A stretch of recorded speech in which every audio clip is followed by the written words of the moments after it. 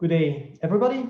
My name is Joost VandeVondele, and I would like to present our work within the MaX consortium, namely software engineering towards the exascale, how we reach that goal with domain-specific libraries, communication optimality, and machine learning. And the work I present is the work done by my co-workers at the ETH in Zurich. Let me share the screen. This is the names of my co-workers, and within the MaX consortium, we contribute several items. First of all, we promote the idea of separation of concern, where scientific software is developed from a domain science point of view by the scientist leading that domain, and where these ideas are implemented and optimized for the hardware infrastructure by software engineers, for example, the people in the center where I work. We contribute as well with general purpose and domain-specific libraries, namely libraries that make sure that we are ready for NVIDIA and AMD GPUs and other hardware, but these are important as these are, for example, the Leonardo and Lumi pre-exascale systems. We contribute with communication optimal algorithms that make sure that we can scale to thousands of nodes, and we use machine learning techniques to enhance the performance of our code. Furthermore, we provide access to novel architectures and programming paradigms and have knowledge that we transfer on the topics of HPC and HTC. Let me give an overview of our current software stack. On top are the electronic structured codes that are central in a consortium like MaX, in particular CP2K, Big DFT, and Quantum Espresso. And we meet these codes at the level of the APIs that can be in various languages, from C++ over Python to Fortran, and we hook these codes up to domain-specific and general-purpose libraries. And I will talk about 3 of these libraries in the remainder of my talk, namely DBCSR, Cosmo, and Sirius. And we optimize these libraries using the programming environments, the hardware environments that are being provided by vendors, often in close collaboration with them in a kind of co-design loop. The first library I wanted to present is the Sirius Dsl, a domain-specific library for electronic structure calculations. It's basically a quantum engine that, given a structure, can tell you the energy and the forces that work on that structure. It has been designed from the ground up with GPU acceleration in mind and has been integrated in popular community codes such as Big DFT, CP2K, Exciting, ELK, and Quantum Espresso.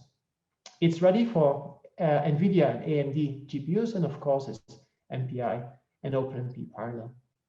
I won't go into detailed list of features. Instead, I would like to share some results of the code, how the code compares in its GPU accelerated mode versus its CPU mode. This is of course difficult. If you do that, what kind of hardware architecture do you use? We have been using the multi-core nodes of BitStained, the flagship machine in Switzerland, as well as the GPU accelerated nodes of that same machine. In time to solution, we find the GPU implementation to be roughly 2 times faster. This of course depends on the hardware, but the interesting result is in energies to solution as well, because we show that our GPU accelerated code is roughly 3 times more efficient in energy to solution. And of course, given that a large fraction of the cost of these pre-exascale or exascale machines will be operational costs related to power consumption, that is a significant savings and a great performance. We also look at enabling new workflows for the users of these codes. And in the MaX consortium, there is a large HTC computing initiative around the AIDA framework, where 10,000 of calculations have to be performed in an automated fashion. And standard approaches to compute energies and forces of these systems that are often very difficult to compute tend to fail in about 10% of cases. But we've been working on very robust algorithms that can take this remaining 10% of cases and converge them with near 100% efficiency. The development of that code was also very interesting because we started with Python prototypes enabled by the libraries we had been designed.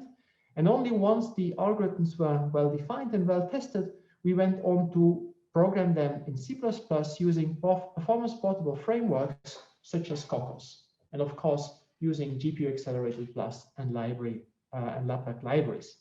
And this code is also now available via Sirius in Quantum Espresso. The second library or ID that we want to present today is the use of machine learning for high performance. And this has been done in the DBCSR library. It's a sparse matrix multiplication library. And computationally, the main challenge there is that ultimately we have to compute very small matrix blocks, of course, billions of them, with high efficiency. And the size of these matrix blocks is basically arbitrary, can be selected by the user, and the code has to be able to use or generate highly efficient code for each user choice. There are 10,000 of kernels possible, and to test the optimal performance or to obtain the optimal performance, 10,000 of parameters have to be tested. It's almost impossible to do that exhaustively, so we've been using machine learning to get to a subset of near optimal parameters. This works very well. We have a lot of data that we can obtain from exhaustive auto-tuning a small subset of the kernels, and from this we learn a performance model of all the remaining kernels. And we find that this approach brings us within 2% of the best possible performance, which is significantly better than what an expert of this code actually was able to achieve by hand. That is namely 20% away from optimal performance. Also, this code is available for both CUDA and ROCm, and very recently even OpenCL. Finally, as we work on exascale systems, we will have to be able to scale to thousands or 10,000s of nodes. And ultimately, any large-scale calculation is communication limited. The movement of the data is key. And we have picked a particular case, namely distributed matrix-matrix multiplication, that is a very important primitive for the field, and looked at algorithms that improve communication. And this is a very old topic of research. There have been multiple generations of algorithms created, designed in the last 50 years. And the algorithm we have designed, named COSMA, is the first one that is able to reach the theoretical lower bound. So it's proven optimal in its communication volume. And as part of the MaX effort, we have refined the implementation and provided interfaces so that electronic structure calls can very easily call this optimized library.